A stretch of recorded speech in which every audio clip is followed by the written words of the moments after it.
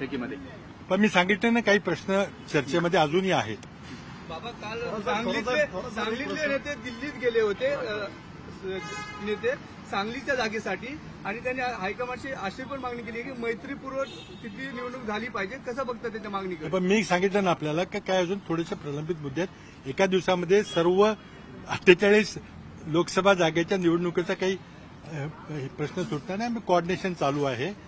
त्यामध्ये काही जे प्रश्न अजून जे काही सुटलेले नाहीत त्याची चर्चा चालू आहे.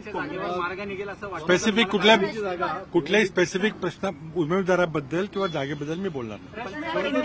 सर, हिंदी में आना चाहेंगे आज बैठक में क्या निर्णय लिया गया है, क्या क्या? देखिए, जैसे मैंने कहा कि आज हमारी तीनों दलों के जो महाविकास आघाड़ी के घटक पक्ष है, जो गठबंधन के पक्ष है, उसमें से आज बैठक हुई. उसमें राष्ट्रवादी कांग्रेस शरद पवार ग्रुप के पवार साहब खुद थे, उद्धव जी ठाकरे स्वयं थे, जयंत पाटिल जी उनके पार्टी के अध्यक्ष थे, बालासाहेब थोरात थे और कुछ नेता थे. एडवर्टाइजिंग कैंपेन के बारे में एक प्रेजेंटेशन हुआ, सबने देखा, उसमें हमने अपने सजेशंस दिए हैं. और बाद में आगे कैंपेन के बारे में, कोऑर्डिनेशन के बारे में, वॉर रूम के बारे में, जब पर्चा भरने जाएंगे तो उसके लिए कौन जाएगा, कॉमन मीटिंग कैसे होंगी, इसके बारे में काफी सारी बातें हुई जो चलती रहेंगी आगे. गोविंदा ने आज शिवसेना जो लिस्ट जारी हुआ था उसमें काफी बॉलीवुड एक्टर गोविंदा ने आज शिवसेना ज्वाइन किया है. अच्छी बात है. अगर किसी कोई पार्टी में कोई ज्वाइन करता है तो सर, कल जो लिस्ट जारी हुई थी उद्धव गुट की तरफ से, उस पर काफी ज्यादा नाराजगी आप लोगों ने जताई थी कि जो है कोऑर्डिनेशन नहीं किया गया. जैसे मैंने कहा, कुछ मुद्दे हमारे भी चर्चा में हैं. बाबा, एक महत्वाचा प्रश्न, रश्मी बर्वे यांचं जात प्रमाणपत्र जे आहे ते जात पडताळणी समितीने रद्द केले.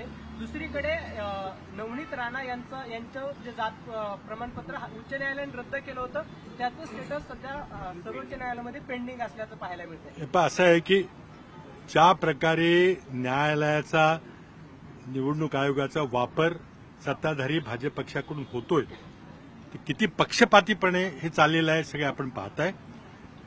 रामटेकच्या आमच्या उमेदवार श्रीमती बर्वे यांच्याबद्दल आम्ही कोर्टातून आदेश घेतले होते त्यांच्या जातीबद्दल.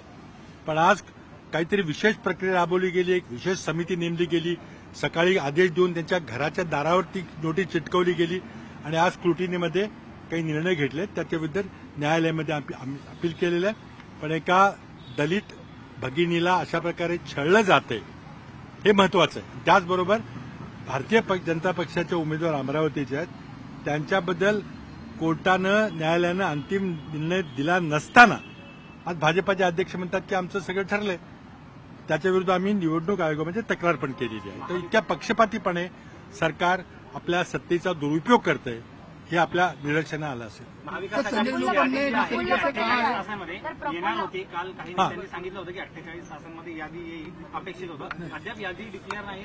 एकही याकरता ही यादी जी असेल किंवा आमची जी अलायन्सची घोषणा असेल ती अधिकृत घोषणा काही दिवसानंतर संयुक्त पत्रकार परिषदेमध्ये केली जाईल. तारीख आणि वेळ तुम्हाला सांगितलं. प्रफुल्ल पटेल यांना क्लीन चिट देण्यात आली आहे. ते जेव्हा एव्हिएशन मिनिस्टर होते तेव्हा एअरक्राफ्ट. आता हे वॉशिंग मशीन मोठं व्हायला लागलेलं आहे. काल कर्नाटकमध्ये जनार्दन रेड्डींची वॉशिंग मशीन झालं, आज प्रफुल्ल भाईंचं वॉशिंग मशीन झालं. शेवटी ही मंडळी भाजपमध्ये का गेलेली आहे?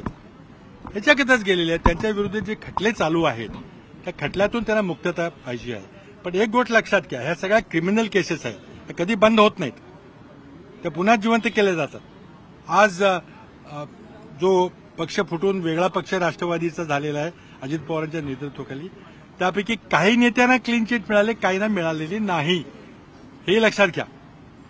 मी कुणाबद्दल बोलतो तुम्हाला माहिती आहे. प्रफुल्लभाईंना क्लीन चिट मिळाली आहे, पण इथले जे राज्य बँकेचे घोटाळे आहेत किंवा सिंचन घोटाळे त्यामध्ये क्लीन चिट मिळाली नाही. म्हणजे हे कसं सिलेक्टिव्ह त्यांच्यामध्ये पण चाललंय ते बघून घ्या.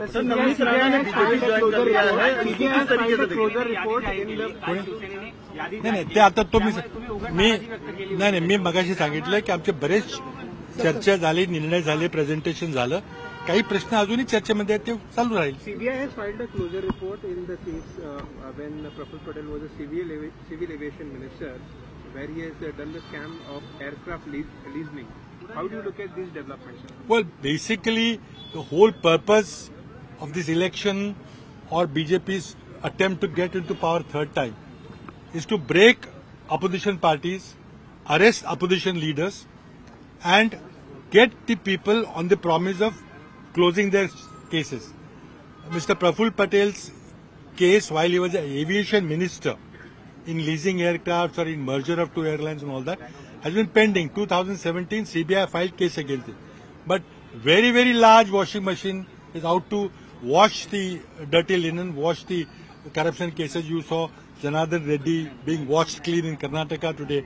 You have Praful Patel being given a clean sheet. But please remember, these are all criminal cases. They never closed. They can always be reopened. And selectively, in case of Rashtrapati, the NCP, Ajit Pawar group, Mr. Praful Patel apparently has been given some relief, not relief, but some closure by CBI. But his leader has not been in the irrigation.